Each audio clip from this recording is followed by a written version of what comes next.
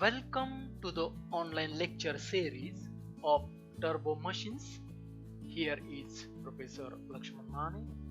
This is lecture on axial flow compressor part 9, that is stalling and losses in axial flow compressor.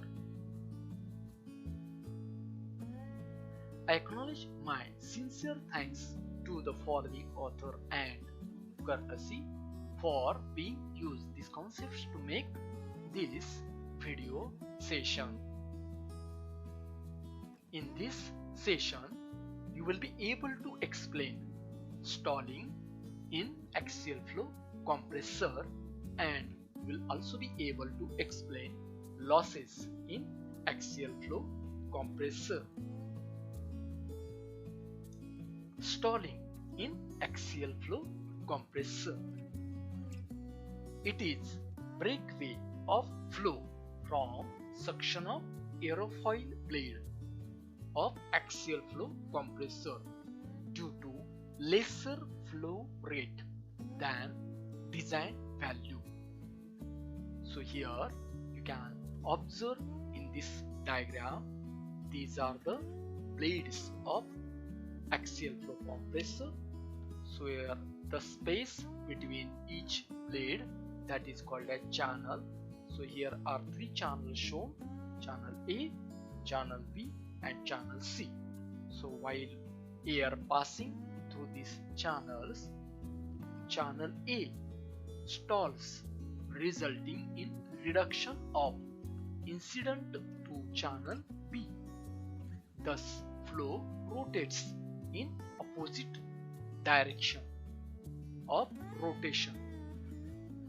This leads to induced vibrations and fatigue of parts, and this phenomena is called as rotating stall or stalling in axial flow compressor. Effects of stalling in axial flow compressor are: it decreases pressure ratio, means P02 by P01, thus stage efficiency drops. Losses in axial flow compressor. When air flows through the compressor stage, some losses occurs which are explained below. First is profile losses. It occurs on the surface of blades. It is due to skin friction on blade surface. It depends on Reynolds number. Next is annulus loss. So here in this diagram we see the flow of air through the annular area. So it occurs on the annular walls of the compressor. It is due to growth of boundary layer. So this is a line which is indicating boundary layer along the axis of compressor. It depends also on Reynolds number. Secondary flow losses. So here in this diagram you can observe that secondary flow losses develops due to turning of flow. This is what turning of air flow through blade channel. It is combined effect of curvature of this blade and boundary layer which is formed here. Then tip clearance losses. So in this diagram you can see this is a blade, this is a casing wall.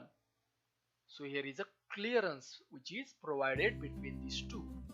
This is pressure side and this is suction side. So loss due to clearance between the moving blade and casing. Flow leaks from high pressure region, this side, to suction side. So at the end of this session you can explain stalling in axial flow compressor, and you can explain losses in axial flow compressor. If you like this video, please subscribe and share. Thank you.